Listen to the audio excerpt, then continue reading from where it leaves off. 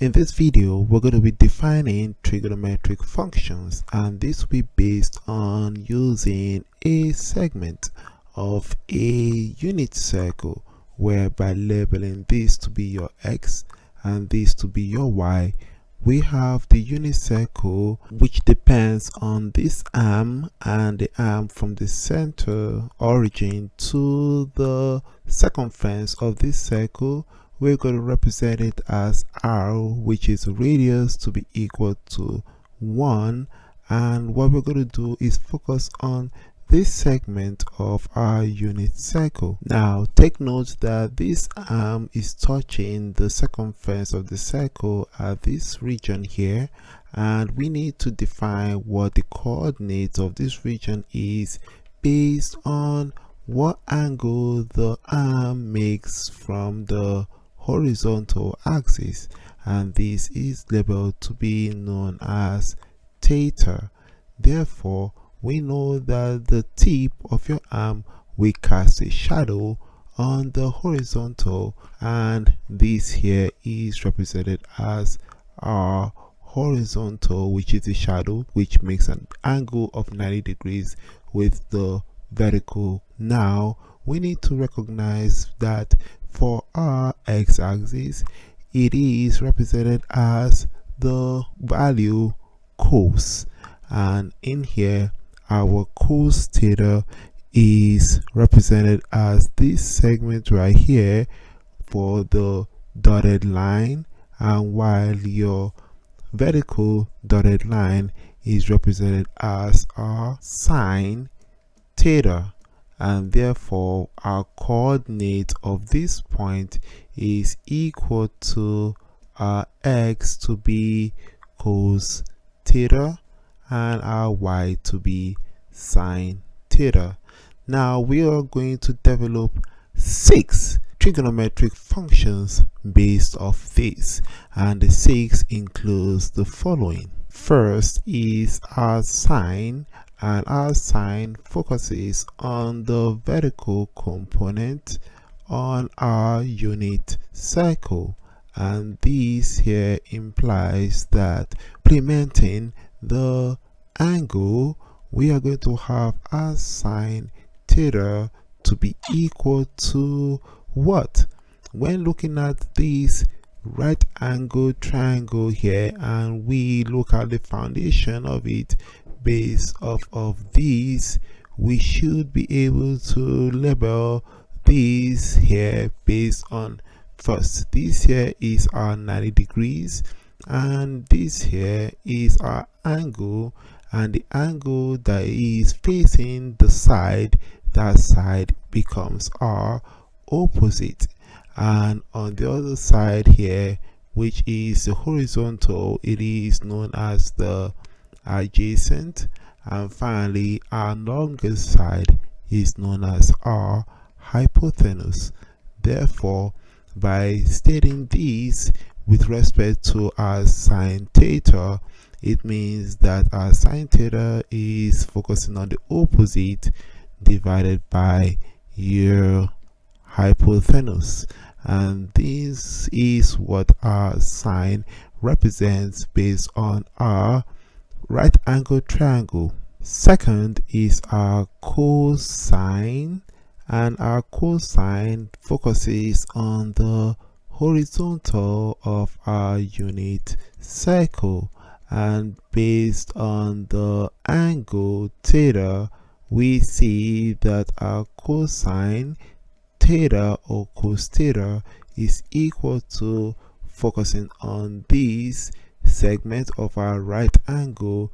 We state that our adjacent is going to be divided by our hypotenuse, and so these are the things to consider for our cos theta. Next, the third one is known as tangent, and our tangent focuses on the ratio between the vertical and or to the horizontal, and therefore based on our angle, we are going to be looking at two parts. first part is based on the right angle triangle. We have our opposite to be divided by the adjacent, and therefore this is one way by which we can determine our tangent, which is tan theta, to be equal to opposite over our adjacent. On the other hand, we can determine our tangent based on our unit circle segment, and based on these we have our vertical to be represented as sine theta, and we are going to be dividing this by the horizontal, which is our cos theta, and this ratio will give us our tan theta. So these are the three fundamentals that you should know, and this here, to remember, you should know this acronym, which is known as the SOHCAHTOA, and this acronym enables you to remember the ratios based on the right angle triangle, and this one here based off the unit circle component. Next is the other three, which are derivatives of these three that are developed right here. Next is going from tangent to the other one, which is known as cotangent, and this here looks at the ratio between what? The horizontal component to the vertical component. Therefore, this gives us our angle relationship to be what? Short form is cot theta, and this is equal to our adjacent over our opposite, and all this is written based on our unit circle to be cos theta divided by our sine theta. And so this implies that for our tangents to our cotangent, you're performing something known as the reciprocal, and so this is applicable to our cosine.